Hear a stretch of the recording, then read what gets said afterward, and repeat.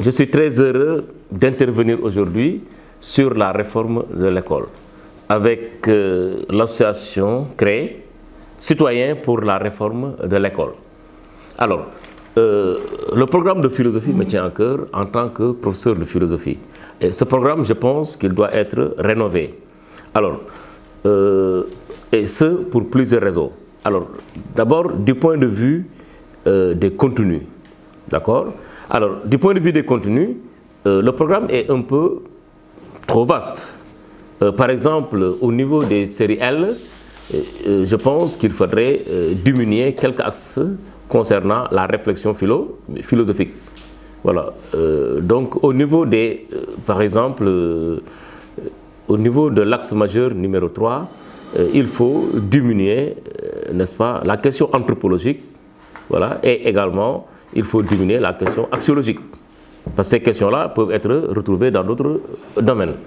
Alors, mais pour les séries scientifiques, je pense, à mon humble avis, qu'il faudra supprimer l'esthétique. Parce que ça en est de trop. Voilà. Et également, revoir quelques axes majeurs au niveau de la vie sociale. Voilà. Donc pour les élèves de la série S et les élèves techniques. Alors, maintenant, de manière générale, dans l'enseignement du programme, je pense, à mon humble avis, qu'il faut aller au-delà de la vision du chef de l'État, Macky Sall. Il pensait qu'il fallait introduire l'enseignement de la philosophie au niveau de la seconde. Je dis c'est bien, mais au-delà de ça, pourquoi pas, n'est-ce pas, introduire l'enseignement de la philosophie au niveau des classes primaires, au niveau du moyen et du secondaire. Et, voilà. Et là, ça permettra également à l'élève d'apprendre à réfléchir, d'apprendre à raisonner sur les problèmes de son milieu et sur les problèmes de l'actualité. Alors, et je pense également que cette réforme-là, au niveau des classes du moyen et à l'école primaire, pourra aider l'enfant à mieux s'approprier des concepts philosophiques, pourra aider l'enfant à mieux commencer à réfléchir et à penser par lui-même. Parce que le problème est que ce que nous apprenons à nos élèves, parfois, c'est comme si on les apprenait à réciter. Alors que, n'est-ce pas, du point de vue pédagogique, ce qui est important, c'est d'apprendre l'élève à problématiser, mais d'apprendre l'élève mieux encore à penser par lui-même. Et de ce point de vue, nous devons nous inscrire dans une pédagogie de rupture.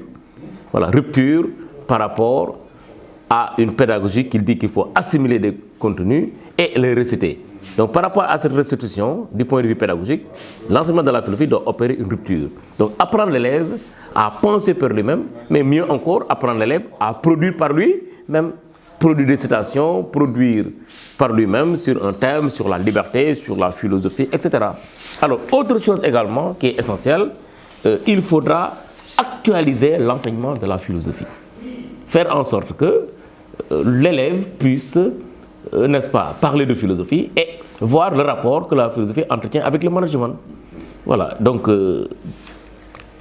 parler de philosophie également, mais contextualiser ça, mais par rapport aux enjeux de la science, de la technique et même de la technologie. Parce que nous vivons dans un monde dominé par une large part par les progrès de la science, de la technique et même de la technologie. Il n'y a pas de domaine qui soit hors du domaine de la philosophie. Tout peut être pensé par la philo, mais par la philosophie. Alors,